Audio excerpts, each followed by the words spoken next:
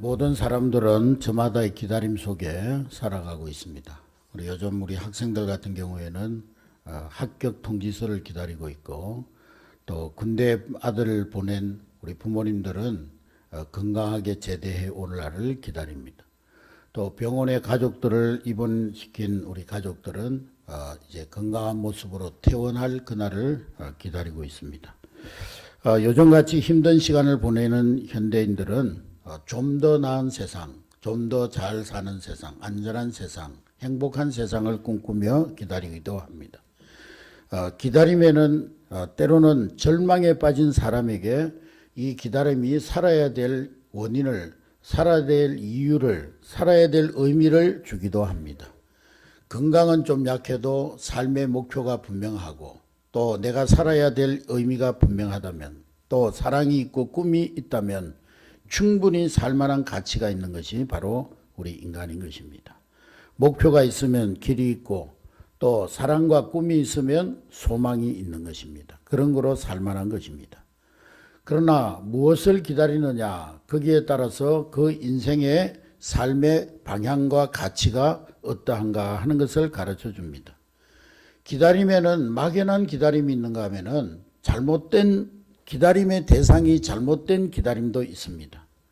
요즘 우리 지도자들에게 너무나 실망을 많이 하다 보니까 제가 볼 때는 그 사람이 사기꾼 아니면은 천재 같은데요. 우리 사람들을 미혹하는 그런 사기꾼이 아니면 이제 천재라고 생각이 드는데, 근데 허무맹랑한 그런 공약을 남발하고 또 허무맹랑한 그런 소리를 하고, 자기는 뭐 공중부양을 한다 그러고, 막 사람을 보면 꿰뚫어 본다 그러고, 뭐 또 나를 바라봐 이러면은 병이 고침받는다 그러고, 이런 허무맹랑한 소리를 하는 그런 사람이 지금 대선 후보 가운데 이 투표가 여론조사에 3위를 달리고 있습니다. 5.5%가 어저께 보니까 5%가 넘었다고 그러더라고요, 지지율이. 너무나 이 지도자들에게 실망한 우리 국민들이, 그런, 제가 볼 때는 진짜 사기꾼 아니면 천재입니다. 자기 말로도 IQ가 450이라고 그런다 그러는데, 둘 중에 하나입니다. 그런데 많은 국민들이 5%면은요 엄청난 숫자입니다. 안철수 씨가 뭐 지금 5%도 안 된다고 그래서 4%인가 뭐 3%밖에 안 된다. 안철수를 이겨서 지금 지지를 얻고 있습니다. 너무나 이 기다림에 지친 우리 국민들이 그런 허무맹랑한 잘못된 그런 대상을 기다리고 있는 것입니다. 희망 고문이라는 말이 있는데 어떻게 해도 절망적인 결과만 나올 수밖에 없는 그런 절망적인 상황 속에서 신락 같은 작은 희망으로 인해서 그 희망이 오히려 그 사람을 괴롭히는 그런 상황, 그것이 바로 희망 고문이라는 것입니다. 희망이 아예 없다면 그냥 처음부터 포기하고 깔끔히 손을 뗄 수 있겠는데, 약간의 신락 같은 가능성이 보이면은 그 가능성의 모든 것을 걸고 어떻게든 절망에서 벗어나 보려고 하는 그런 인간의 심리를 반영한 말이 희망 고문이라는 것입니다. 희망으로 고문한다는 것이죠. 우리는 2년 동안 코로나에게 희망 고문을 당해왔습니다. 이제 코로나가 끝나는구나 했더니만 2차 유행이 시작되고, 2차 유행이 또 끝나겠지 했는데 3차, 4차로 번져지고, 또 그것이 끝나겠지 했더니만 이제 다 끝나겠지 하고 위드 코로나를 선언했는데, 위드 코로나를 선언한과 동시에 오미크론이라는 그런 변종이 나타나서 희망 고문을 하고 있습니다. 언제 끝나는지, 끝나기나 할런지 이런 희망 고문을 계속 우리에게 하고 있는 것입니다. 로또 한 방으로 인생 역전을 꿈꾸는 기다림, 끝없는 욕망에 이끌리는 조금만 더 하는 그런 헛된 기다림, 이런 기다림에 묶여있는 사람들도 있습니다. 그러나 우리 그리스도인들의 기다림, 하나님 자녀된 우리들의 기다림은 약속이 있는 기다림이요, 분명한 미래가 우리에게 보장된 확실한 기다림인 것을 믿으시기를 주의 이름으로 축복합니다. 그래서 성도의 기다림은 희망 고문이 아니고 막연한 기다림도 아니고 헛된 기다림도 아닌 하나님의 분명한 약속을 기다리는 소망적 기다림인 것입니다. 할렐루야. 약속이 있는 기다림은 소망입니다. 소망. 오늘 말씀은 주님의 위로를 기다리는 사람 시몬의 고백에 대해서 기록하고 있는데, 이 시몬이라는 사람이 기다렸던 것은 어떤 물질적인 풍요, 하나님 좀 더 잘 살게 해주세요, 하나님 좀 건강하게 해주세요, 그런 물질적인 풍요함이나 육체적인 건강을 기다리는 기다림이 아니었습니다. 또 혹은 오직 자기에게 좋은 일이 일어나기를 기다리는 그런 기다림도 아니었습니다. 만 백성에게, 모든 사람들에게 하나님의 뜻이 이루어지기를 원하면서 만 백성을 구원하는 하나님의 놀라운 구원의 역사가 이루어지기를 기다리는 그런 기다림이었던 것입니다.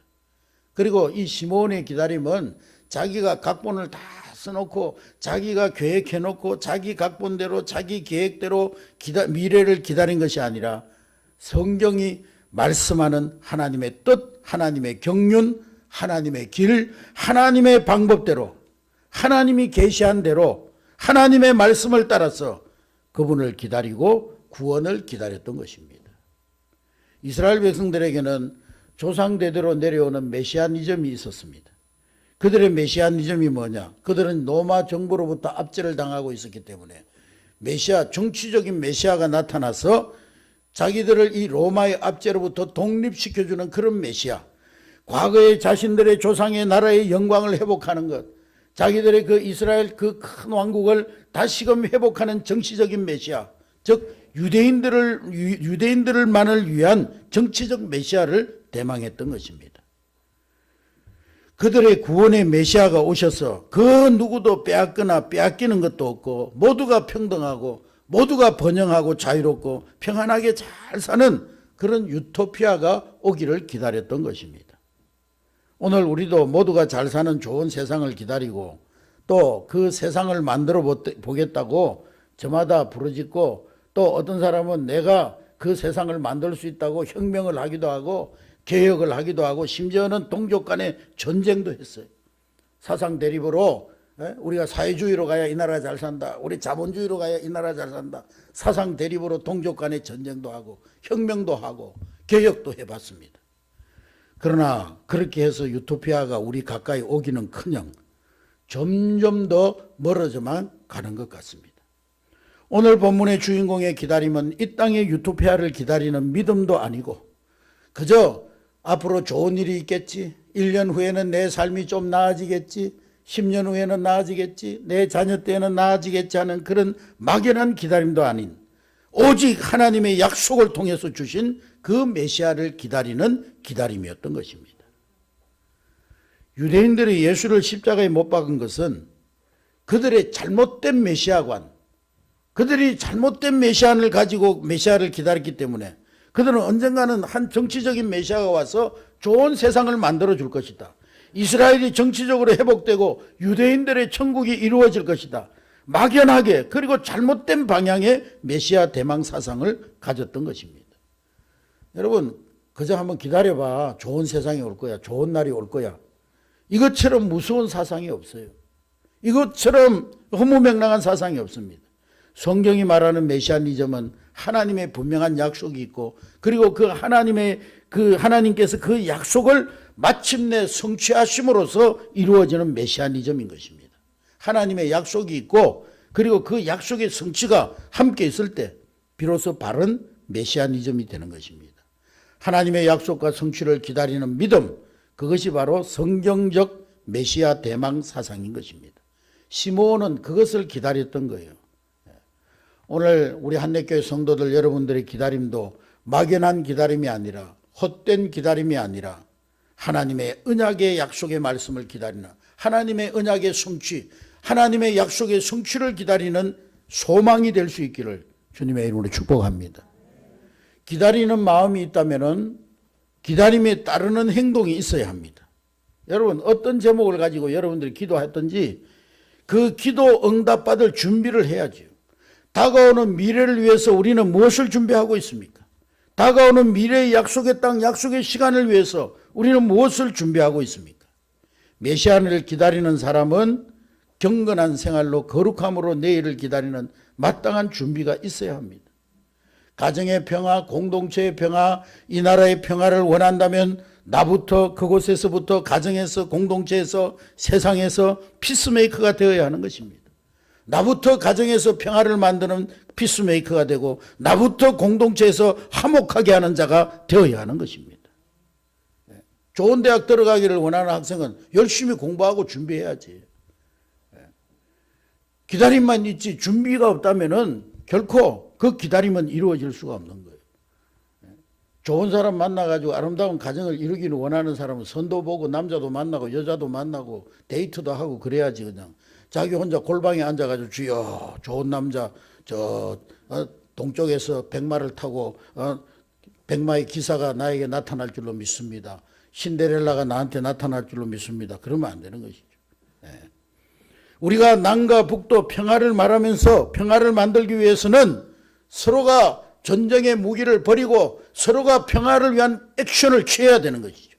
그런데도 남과 북도 평화를 말하면서도 전쟁의 무기를 경쟁적으로 다 많이 준비하고 뭐 힘이 국방이 힘이다 해가지고 막 서로 전쟁 무기를 더 많이 준비하고 그러면서 서로 더 적대시하고 이러고서야 100번, 1000번, 10,000번을 정상회담을 해봐도 정치적인 어떤 선언을 한들 이 나라가 어찌 평화가 오겠습니까? 우리는 전쟁과 갈등과 분쟁이 없는 평화의 시대, 억압과 착취가 없는 공의와 자유의 시대를 기다리면서도 정작 우리의 행동은 끝없는 분쟁과 갈등과 그리고 분열을 계속하고 있는 거예요. 공의로운 세상을 기다리면서도 무자비하게 빼앗고 내 이익을 위해서는 다른 사람 위에 군림하려고 합니다. 사랑과 평화의 시대를 꿈꾸고 기대하면서도 서로 미워하고 서로 대적하고 서로 원수시하고 좋은 날은 기다리면서 아무 준비가 없다면은 도리어 희망의 반대로 행동한다면 그 얼마나 어리석은 일입니다. 열처녀가 신랑을 기다리는데 신랑을 기다리면은 그 신랑을 맞이할 준비를 해야죠. 신랑이 오면은 등불을 들고 나가서 신랑을 맞이해야 잔치자리에 들어갈 수가 있는데 그러면 등에다가 기름을 준비하고 신랑이 언제 올지 모르니 깨워서 준비하고 기다리고 있어야죠. 미련한 다섯 처녀는 등만 들고 있었지 등에 기름을 준비하지 않고 잠이 들어버린 거예요. 어리석은 다섯 처녀는 신랑을 기다렸지만은 그러나 기다림에 대한 준비가 없었던 거예요. 그래서 결국에는 잔치자리에 들어가지 못하고 밖에서 내쫓김을 당하고 슬피 이를 갈며 우는 그런 신세가 되고 말았던 거예요. 학생이 합격 소식을 기다리면 열심히 노력하고 공부해야지. 평화의 기쁜 성탄을 기다리는 우리는 하나님의 사랑으로 서로 사랑의 교제를 나누고 오늘 나부터 정의를 행하고 오늘 나부터 하나님의 공의가 강물처럼 흐르게 하고 오늘 나부터 모든 억압 판자를 풀어서 자유하고 분열과 다툼 전쟁을 버리고 서로 평화의 손을 잡음으로써 메시아의 오심을 기다리는 우리가 되어야 될 줄로 믿습니다. 주님을 기다렸으면 이제는 만나야 합니다. 메시아를 그토록 기다렸던 유대인들은 정작 예수님이 메시아로 오시니까 예수님을 십자가에 못 박아버렸어요. 자신들이 수천 년 동안 기다려오던 그 메시아가 왔는데도 그들은 메시아를 영접하지 아니하고 십자가에 못 박아버렸어요. 그들은 잘못된 기다림으로 메시아를 기다렸던 것입니다. 그들은 하나님이 약속하신 인류를 죄와 사망과 사단의 권세에서 자유케 하실 영적 메시아를 기다린 것이 아니라 자신들은 로마의 압제에서 풀어줄, 그래서 자기들을 어떤 경제적으로 또 어떤 정치적으로 군사적으로 건강한 나라를, 튼튼한 나라를 세워줄 그런 정치적 메시아를 기다렸던 것입니다. 여러분, 성탄의 주님은 정치적 메시아가 아닌 우리를 모든 죄와 저주에서 해방시켜 주실 영적 메시아입니다. 오늘 이 성탄의 계절에 이러한 메시아를 만나는 여러분 될 수 있기를 주의 이름으로 축복합니다. 주님을 만났으면 영접해야 됩니다. 동방 박사가 예물을 준비해 가지고 와서 묻습니다. 이스라엘 나라에 오신 메시아가 어디서 나셨습니까? 예루살렘이 온 예수님 탄생 소문 때문에 온통 소동이 일어났어요. 예수의 탄생 소문 때문에 그들은 한바탕 소동을 벌입니다. 그리고는 아마 베들레헴에서 났을 거야. 메시아가 베들레헴에서 났을 거야. 그러고는 그들은 정작 예수님이 나신 베들레헴으로 달려가지 않았습니다. 박사들은 예물을 들고 탄생하신 예수님을 만나러 그리로 갔는데 예루살렘 사람들은 그리로 갔다는 얘기가 없습니다. 메시아가 베들레헴에서 났대 떠들기만 하고 소리만 지르고 소리만 내고 소란만 피우고 그들은 정작 그 예수님이 나신 그 베들레헴에 가지는 않았어요. 주님을 자신들의 메시아 그리스도로 영접하지 않았다는 거예요. 바리새인들, 서기관들, 제사장들, 당시의 종교 지도자들 그렇게도 간절하게 메시아를 기다리고 심지어 그들이 메시아를 가르쳤지만 정작 예수님이 오셨을 때는 그들은 예수님을 영접하지 않았습니다. 예수님이 베들레헴에 오셨을 때 예수님이 누울 곳이 없어서 여관에 용납할 곳이 없어서 예수님이 그 나실 때 몸을 누일 자리가 없어서 예수님은 말 구유에서 그것도 말밥통에서 말의 외양간 말밥통에서 나셔야 했던 것입니다.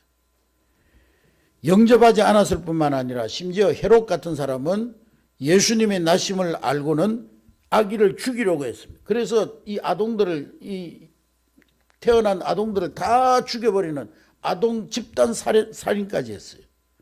가야바도 아기 예수를 죽이는데 앞장섭니다. 그들은 자기들의 기득권을 내려놓을 수가 없었던 거예요. 보좌를 양보하기가 싫었던 거예요. 자기의 부정이 어려워서 고정관념에서 벗어나지 못해서 자기들의 왕자를 예수님께 드리지 못했던 거예요. 결국 그들은 예수님을 영접하지 못하고 도리어 예수님을 십자가에 못 박아버리는 그런 자들이 되었던 것입니다. 오늘 시므온은 성전에서 탄생하신 아기 예수님을 안고 품에 안고 고백합니다.